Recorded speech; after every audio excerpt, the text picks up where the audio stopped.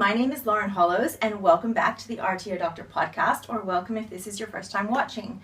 Today we are going to be covering 5 rules for creating observation logs and third-party reports, and the reason why we're covering that is because it was actually a request, and it's a really valid point that there's a lot of assessors out there that don't really know how to write observation logs or third-party reports to contextualize them or to use them effectively in a workplace environment, particularly when you are using them in just that, in a workplace environment.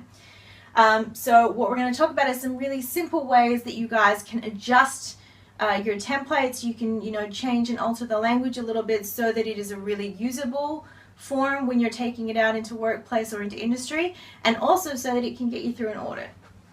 Okay, so the very first one that I'm going to deal with is definitely the bugbear of all auditors, and that is duplicating performance criteria. In years gone past, it was definitely an accepted practice that, it was okay to duplicate the performance criteria, but definitely over the last couple of years, and as it stands today, this is no longer an acceptable practice. There's a few reasons for that, and I guess one of the first ones is that it does kind of scream tick and flick. For those of you that haven't been working in the industry for very long, tick and flick is kind of this saying where, you're just really quickly ticking a whole lot of boxes saying that the student's competent without really delving into it and looking whether or not they've actually demonstrated that knowledge or those skills. So that's one of the first reasons why, is because, in organizations gone by, that kind of system and that style of putting together, just duplicating the performance criteria and ticking all the boxes has been utilized by some of the less desirables, I guess, one of the ways of saying it. So that's the first reason. The second reason is probably a much more valid reason, and that is because the language that is used in a lot of units of competency, not in all of them, but in a lot of units of competency, is very, very difficult to actually understand how that works from an observable context. So when the training packages are written, the performance criteria in particular is not necessarily written as something that can be observable. The other thing is that they are written from the perspective that they may cover quite a lot of industries. In regards to, if we're looking at one of the generic, a work health and safety unit in a training package, let's say the SIT training package, that can be applied in a tourism context, it can be applied in a hospitality context, it can be applied in a restaurant, it can be applied, in a casino. So how that's actually going to present itself, while there'll be a lot of similarities, there will be some differences in regards to what you'll actually be looking for when you look to see what that picture of competency looks like. So purely from an auditor's perspective, it's very difficult to see how an assessor is supposed to know what they're going to be looking at. And then again, from that assessor's perspective, if they're just reading a performance criteria, while a lot of assessors, particularly those of us that are more experienced in the industry, would be able to figure out what that idea, what that picture of competency or what that skill should look like in the workplace, the idea of having an observation log, or the idea of putting together that assessor's guide, is that it's really clear from the get-go what it is the assessor is supposed to be looking for, and definitely the language within the units of competency doesn't really lend itself to that. The third part of that is that quite often what we will see is that we'll see somebody taking a form like that and using it as both an observation log and a third-party report, and that it's interchangeable. And the two forms of assessment are really quite separate. One is conducted by a qualified industry-approved assessor. So they've got an idea of not only of the industry that they're going to be assessing in, but they've also got that understanding of VET and what assessment is and how it needs to meet the principles of assessment, rules of evidence, that sort of thing. The second is conducted by solely a subject matter expert or an industry expert. So they don't they might understand what somebody should be doing out in industry, but in relation to the training package, that's quite different. And particularly if you're going to be using a tool like this as a third-party report, and it is intended primarily for solely a subject matter expert, then being able to contextualize, being able to put that language into very clear observable skills that you know, a manager, for example, or the industry expert is going to understand is really, really crucial to ensuring that you're getting that picture, that full picture of competency for the student. And then the fourth is contextualization, which I've kind of briefly touched on, but we're going to deal with definitely next, because that is our next rule: contextualize, contextualize, contextualize. The units of competency, they've been written within the training packages to cover quite a range of industries. So, you know, if we look at the SIT training package, you've got hospitality, you've got gaming, you've got restaurants, you've got front of house and back of house, you've got tourism. If you're looking at the health training package, for example, you could be looking at anything from audiometric services to some of the more alternative therapies like massage and reflexology to nursing. So it covers a very wide gamut. Childcare, the CHC package that we look at covers a very wide range of community services. And most training packages are written in the same. There's a lot of different contexts that it could be provided in. So how the picture of competency, the application of the skills, the application of the knowledge is going to look different in a workplace depending on what that workplace is. So if we look at something like a sustainability unit, which sustainability units are being introduced into many more qualifications, we might be applying that in an office business context. So if we're looking at how the employability is going to be utilizing sustainability in that sort of a workplace, it might be looking at things like how they're utilizing power, how they're saving power, how they are applying how much paper they use, or how much paper they recycle, or how they can reduce waste from that perspective.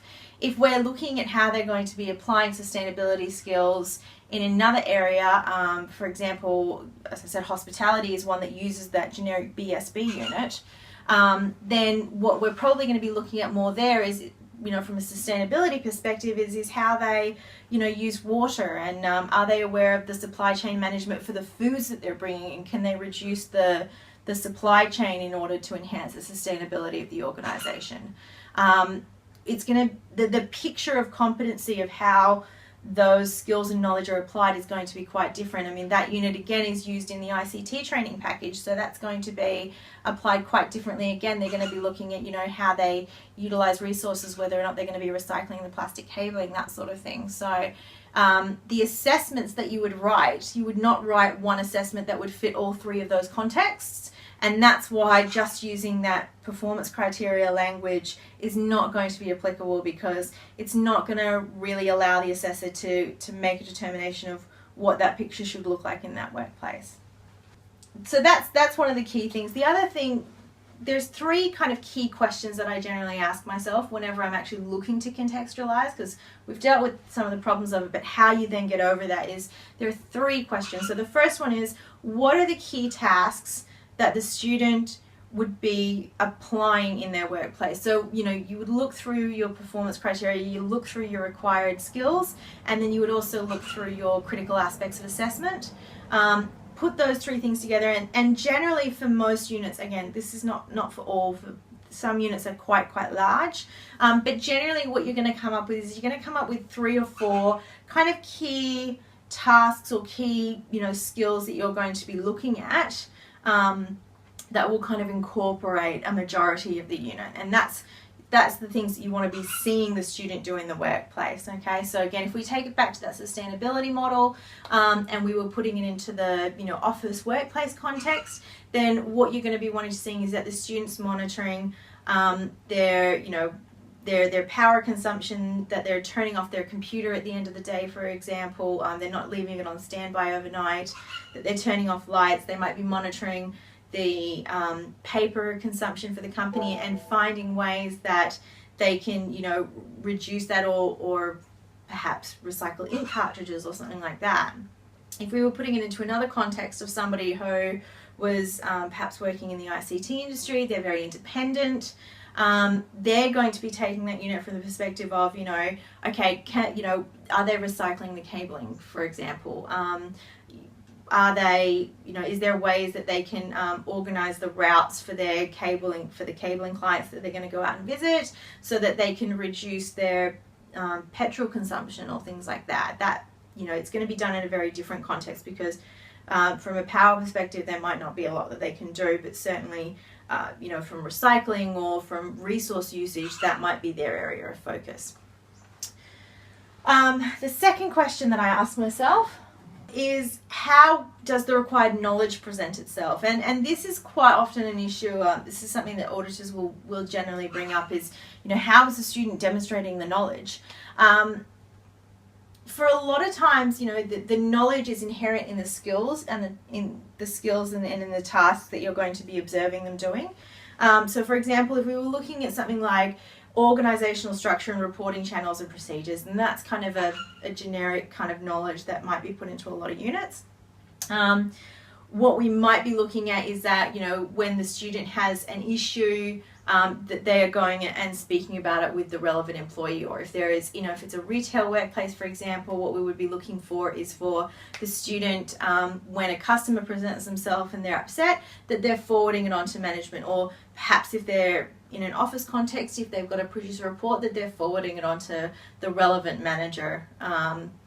If they've got a HR problem, that they're going to see their HR person, that sort of kind of skills and tasks that they would be looking at, because by going to the right person, they're demonstrating that they are aware of who they need to go to and who they have to report to and things like that. The last question that I asked myself then is, what is this competent student going to look like in their workplace?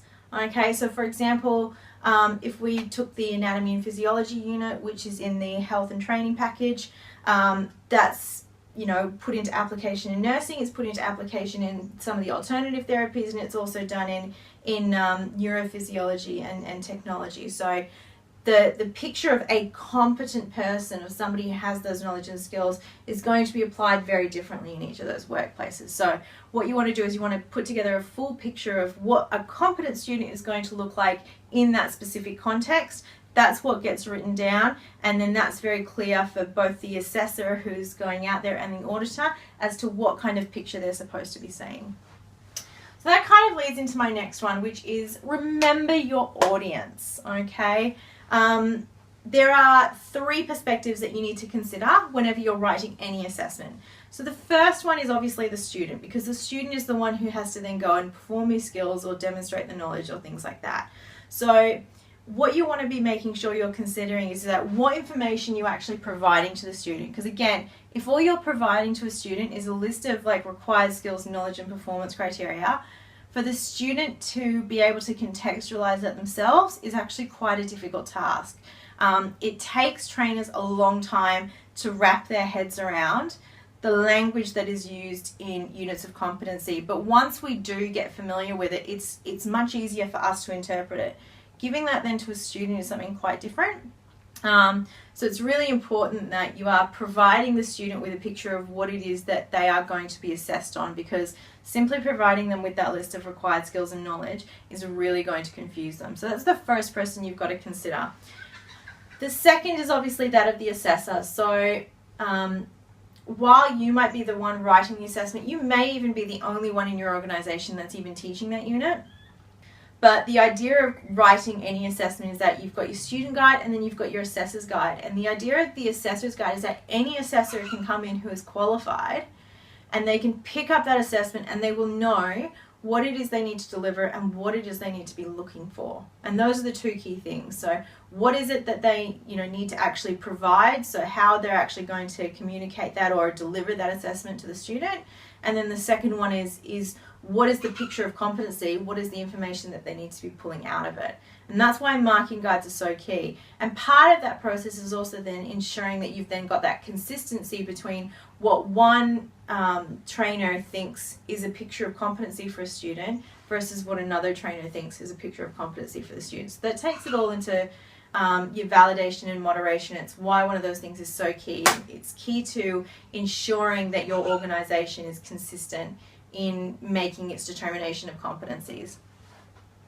The last one is the auditor, and this is the one that people don't like thinking about, but From an auditor's perspective, many auditors that will come in and audit you may not be subject industry experts. In fact, the majority of the time, they will not be subject matter experts. So there does need to be some consideration when you're writing your assessments that it's clear for an auditor, okay, perhaps with some explanation, but that there is clear correlation between the picture of competency that you're assessing and all of the requirements of the unit. It's definitely not something that you should be writing an assessment purely for an auditor, okay, but it's a consideration that you should be taking into account, because if you're taking that consideration into account, then you're predicting any potential issues that you may have, and then you also know how you're going to be able to compensate that. Like I said, it may well be within many of your assessments that it will require some explanation, and that's because, again, as I said, the auditor is not going to be a subject matter expert, so you might have to explain to them, well, look, this is the picture, this is that, and that's how that relates to that, and that's fine. But you should be taking it into consideration. So those are the three parties. You've got consider the student, consider the assessor, and then consider the auditor. Okay, number 4 is accept you may not be able to cover everything. And this is really key when you're writing units, potentially, especially in the diploma, advanced diploma units, or when you're dealing outside of some of the technical trades qualifications as well. A lot of performance criteria in some of the more managerial units will focus on being able to develop long-term relationships, conduct in-depth negotiations.